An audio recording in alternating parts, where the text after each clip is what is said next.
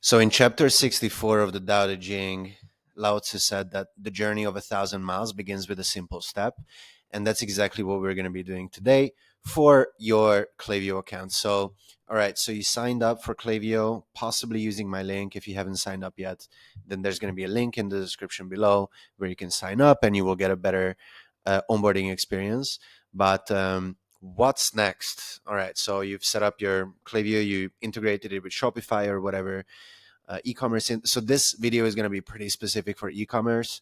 Might still make sense if you have any sort of other business and you're looking to do Klaviyo for that.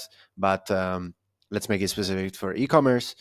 So first thing you should definitely do is check out my other videos. So you can click on my channel and there's going to be a video, top 3 or the first 3 flows that every e-commerce store should have.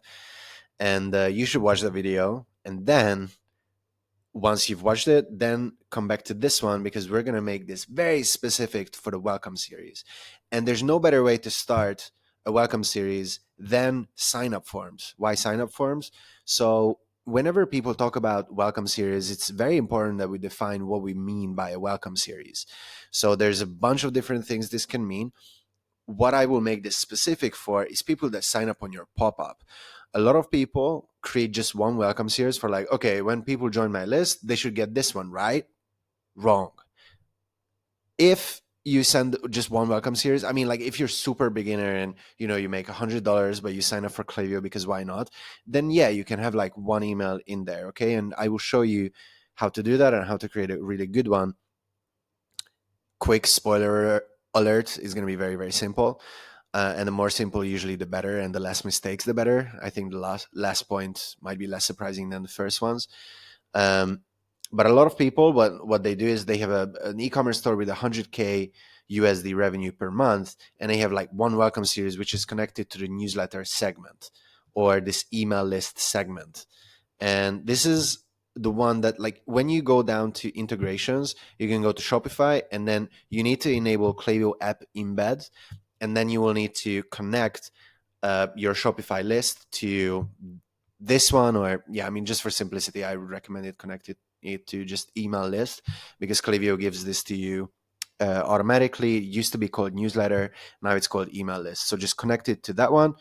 And what I would like you to do is go to the email list and then have a think about, like, if you're selling in the US, what I would recommend. This is not legal advice, by the way, but naturally it's going to be set for double opt-in. I would recommend you to set it to single opt-in, as long as you follow all the compliance and the way you have people sign up to your list is compliant. So that's very important to note. If that's the case, single opt-in is better, because otherwise double opt-in will ask people to confirm their subscription, and it's just going to really slow down the growth of your email list. So once you're in here in Klaviyo, this is going to be very simple. So I would pretty much recommend this for every single e-commerce store, because I've never seen, I can count. So I worked with over 200 e-commerce brands at this point in the last 8 years, including 2 Fortune 500 companies. And there were 2 examples where we really ran the data and it was kind of close in terms of, does it make sense to have the pop-ups? Because some people are like really sensitive to this. But just to give you a rule of thumb, what I noticed across these over 200 e-commerce brands, the ones who don't want to have it pop up because they are cheap and they don't want to give out 10% off, they usually make the least amount of money. So the biggest stores that I worked with, they all have pop-ups. If you check out the biggest e-commerce brands in the world, Gymshark, Zara, Nike, whatever, they have pop-ups, they have push notifications. They will contact you in every single channel. They will contact you on SMS. So I don't really understand why some e-commerce brands have the nerve and the audacity to like kind of overrule that, because but like my clients, my customers are whatever type of person, just because they use personal bias, because they personally don't like pop-ups. And realistically, not many people like pop-ups. People don't like pop-ups, but marketing isn't really about what people like. It's about what works and what converts. So if you have a pop-up that is like super friendly, you've got $50 off and there's a big delay. So I'm personally not a fan of, for example, immediate pop-ups, right? something that shows up immediately on the website. I don't really like that. But there is nothing wrong with setting up something for exit intent and with the delay, and if someone scrolled a certain percentage on your website, but we will get there in just a second. So let's just select the simplest pop-up possible. I usually just select this one because why not? Email subscriber list. So this is very key actually. In here, I would actually like you to not select email list, because people who will be buying stuff, especially if you're on Shopify, they will be going to this list that we just talked about. Because when you go to the integrations bit and you go to Shopify, then it's going to be connected to the email list, which means if someone makes a purchase on your Shopify store, they will get into this list. But I would like you to create a new list. So you will go to, create new list, and then you will name it. And then I would recommend it naming like for something like pop-up list, for example. And then once you've done that, then you create the pop-up or sign-up form. And so if you're an e-commerce brand selling in the US or even in the UK or Canada, I would just recommend setting up SMS. You can do it through, you come to your settings in the bottom left-hand corner, and you will click on settings and then billing and then SMS. Because it's just gonna, like, even if you're looking to, for example, sell your e-commerce company in a few years' time, maybe you don't want to do e-commerce your whole life, it's going to really increase the leverage you have and the valuation and the perceived value of your business, because you have a big email list, you have a big SMS list that will be really valuable for buyers. So Klaviyo gives you usually a pretty good starting point. So I would like you to come here to targeting. So don't show to existing Klaviyo profiles. Honestly, Klaviyo could improve in this one. Don't show on certain URLs. In here, I would like you to add checkout, assuming that that's the name of your checkout page, and cart. So these two pages, I don't want this pop-up to show up because it's going to lower conversions. Everywhere else, it can show up. Let's do delays. So based on rules, and then don't select immediately, okay? Based on rules, visitors exiting the page, you can turn that on. 80% of your traffic is on mobile, and there's no such thing as exit intent on mobile if you think about it. So this one is kind of like desktop only, but it's a good best practice. After time delay, so if you want to be really friendly, maybe you can do like 30 seconds, just as a simple rule of thumb, because in this channel, like, I'm sick and tired of people creating very beginner videos on YouTube, but they don't tell you the thing that, like, something basic to do that is like 80% of the time within the criteria of a good solution. And they were just like, oh, like, you should, like, it's up to you, like, you should test it. No, you don't test it. You don't have enough, like, if you're watching this video, you probably don't have enough uh, traffic on your website. So just don't, like, it's gonna additional 30 minutes of your focus, which is, it's not worth it. Just do 30 seconds, okay? Um, it can be less, it can be more. There's all sorts of scientific ways to do it, but just 30 seconds. And if you set out like 30 seconds and you're like, oh, that's too short, then just do 40, okay? Like, it doesn't really matter. Like, maybe one thing that could work for you is, let's say you set it to 30 seconds, and then after a few weeks of having this pop-up turned on, that you get a lot of complaints about it, or you have a really big decrease in the amount of, like, the average amount of time people spend on your website, then yeah, maybe you can increase it to more. But honestly, I've never seen 30 seconds ever being too short. That's just my personal experience, or being proven statistically that's too short.